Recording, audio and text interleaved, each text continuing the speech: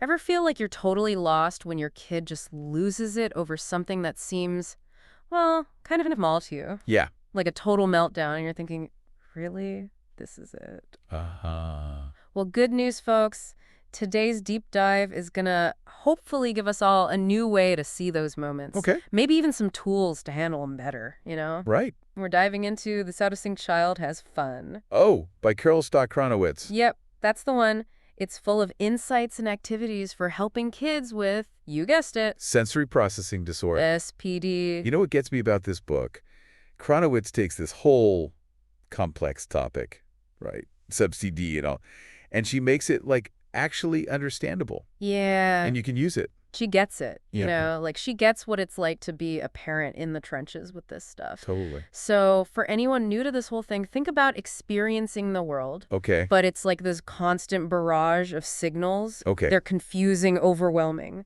That's kind of what it's like for a child with SPD. I see. Even something simple like a tag on a shirt. Oh, yeah. It can feel like, I don't know, sandpaper Oh, I get it. rubbing against their skin. So their reactions Yeah. seem out of proportion to us. Exactly. Because they feel so much stronger. It's like their sensory systems are working overtime, Yeah. trying to make sense of all that input, and sometimes it's just too much. Overload.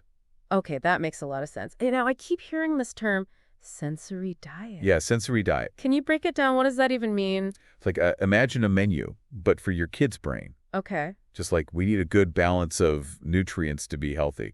Kids with SPD, they need a balance of sensory experiences throughout the day. Interesting. So it's not just about, like, avoiding certain things that trigger them? No, It's more like... it's proactive. Okay. You're giving them the right kind of sensory input so they can, like, regulate themselves. So finding that balance for each kid. Yeah, and the book really drives this home. It's not one size fits all, Nope. Each kid's different. You got to understand their sensory profile.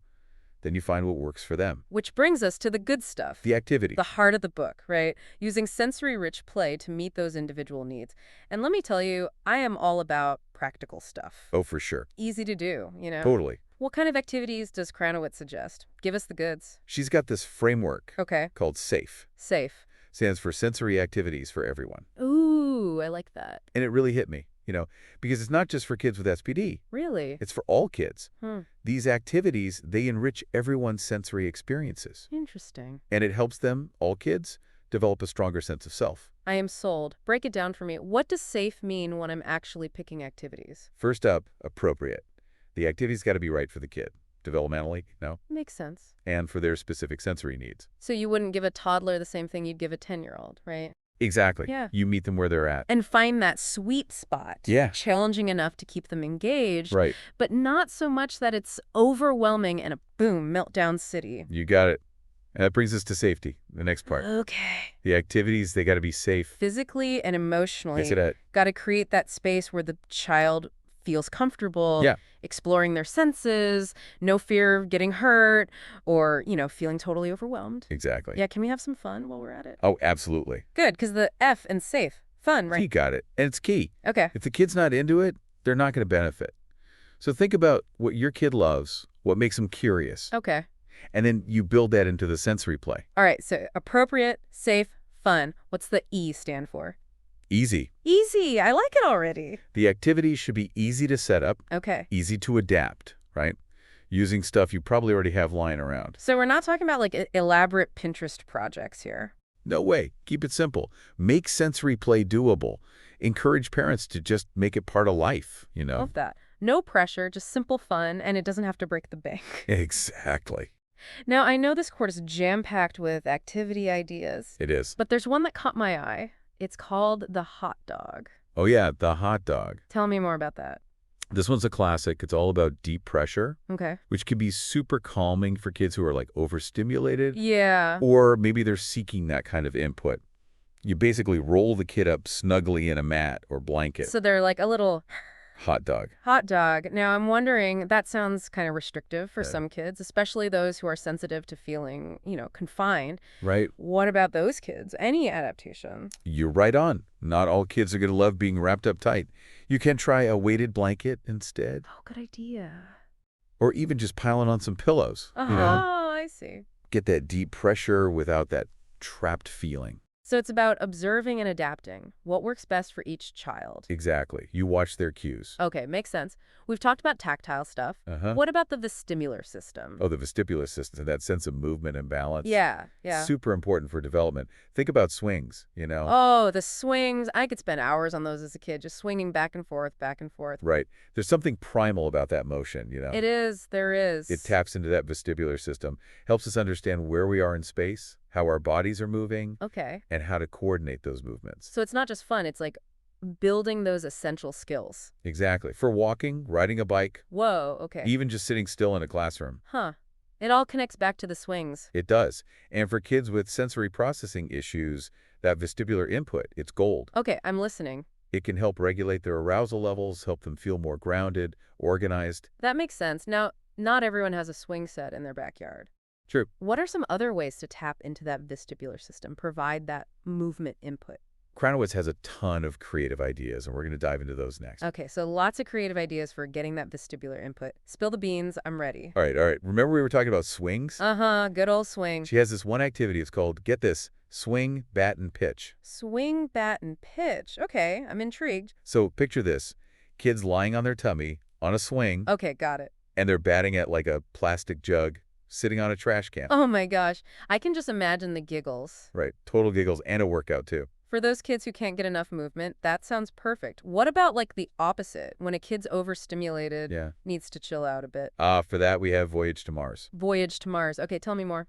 The swing becomes a rocket ship. You and the kid, you count down, blast off. I love They it. can swing back and forth or in circles like they're flying through space. So creative. The swinging, it's gentle and rhythmic, can be really soothing. And then the whole space travel thing adds to the fun, you know? She's really good at adding those imaginative elements. It's not just the sensory stuff, it's a whole experience, right? Now, what about when you're stuck inside?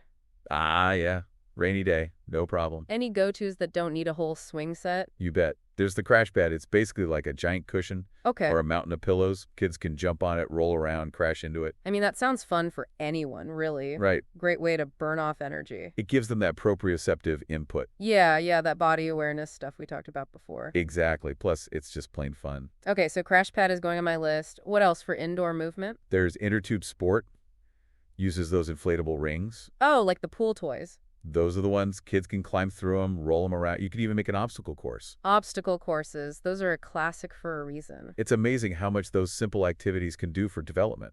They really are. Gross motor skills, problem solving, creativity, spatial awareness, all at once. And they're having a blast while they're at it. So we've covered vestibular. Huh. Let's talk tactile. The sense of touch. Yes, some kids are super sensitive to it, some Right. crave it like a lot. Lots of different needs there. What are some activities that can help with that? So many good ones. There's paw prints. You spray glue on paper, sprinkle it with tissue paper, Okay. let it dry, then peel it off. Messy, textural, and you get cool artwork at the end. I can see that being a hit. Total sensory experience. But what about those kids who, like, can't stand the mess? Good point. Kranowitz calls it no mess, messy play. No mess, but messy. I'm confused. It's clever. You put paint or anything gooey into a Ziploc bag. Oh, I get They it. can squish it around, see it, feel it, but through the plastic, no mess. Genius. Parents everywhere are rejoicing right now. I know, right? Okay, what about something more structured for fine motor skills? Clothespin togs.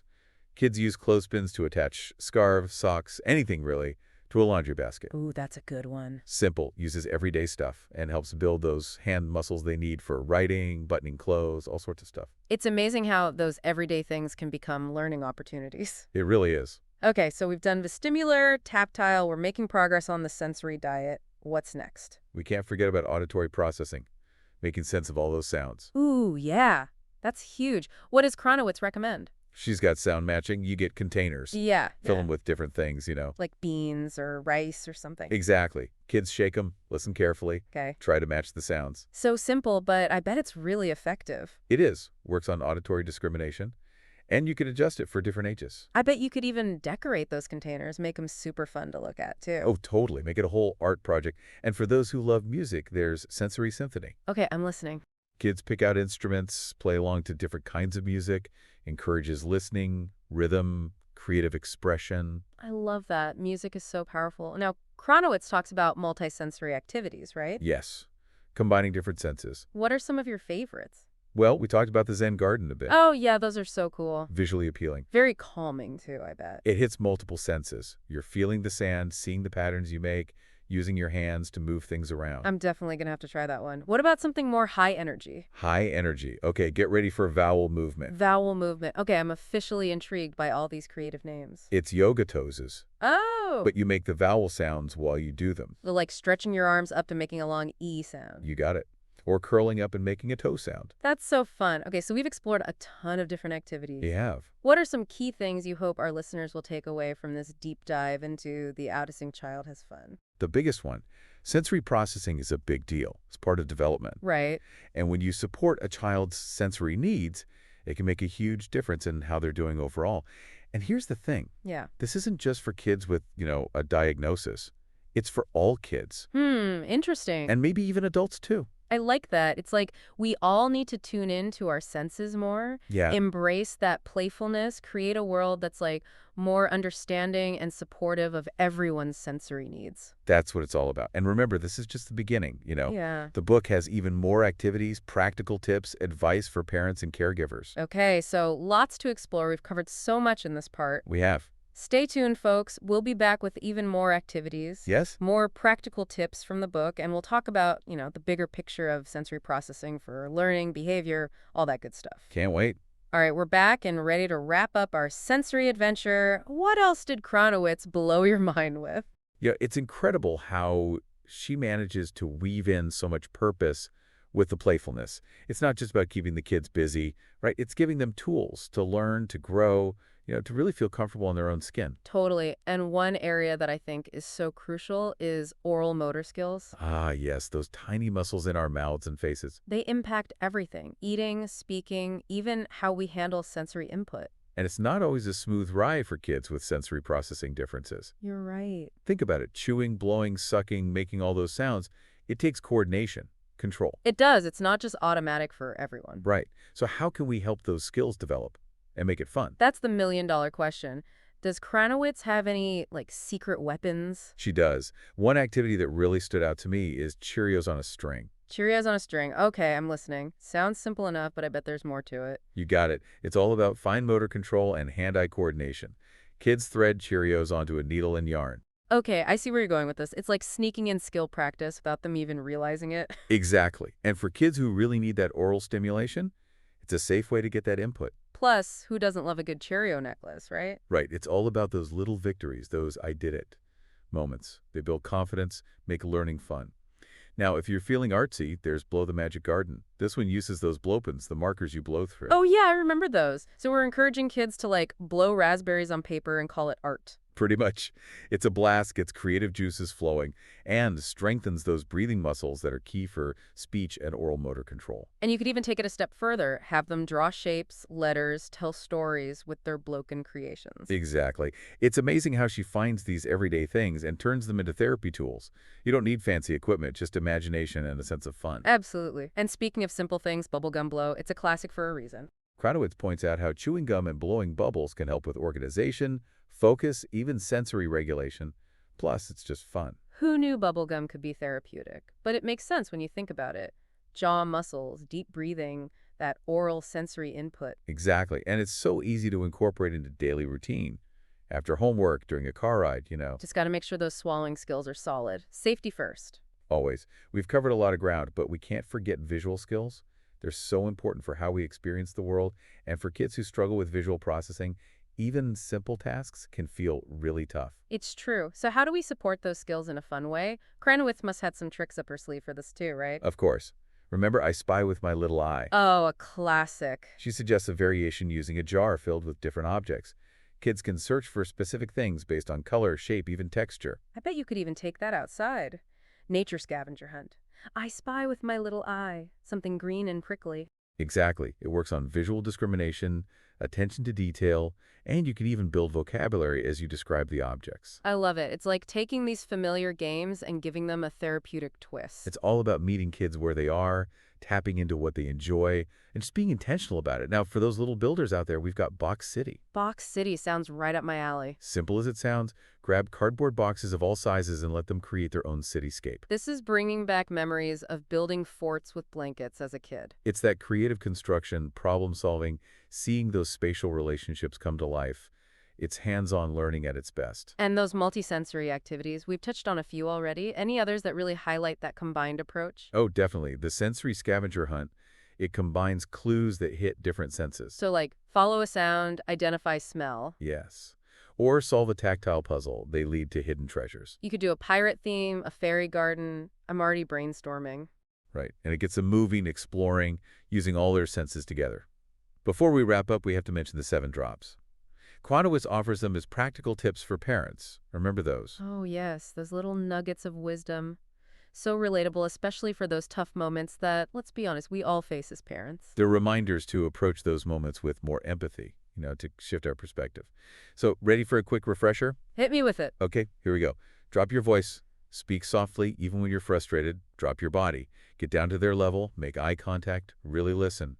Drop your agenda. Let go of the to-do list and just be present. Okay, those are good. I need to write these down. Drop the distractions. Turn off the TV, put away the phone, create a calm space. Know the remote, put down whatever you're holding, and give them your full attention. Drop your expectations. Don't expect perfection. Meet them where they are. I feel like I need to hear this every day. And finally, drop a loving touch. A hug, a pat on the back, anything to show them you're there for them. So simple, but so powerful. It's easy to forget these things when you're in the thick of it. It really is. But remember, parenting is a journey. We're all figuring it out as we go. Well said. Any final thoughts as we wrap up our deep dive into The Out of Sync Child Has Fun? It all comes back to this.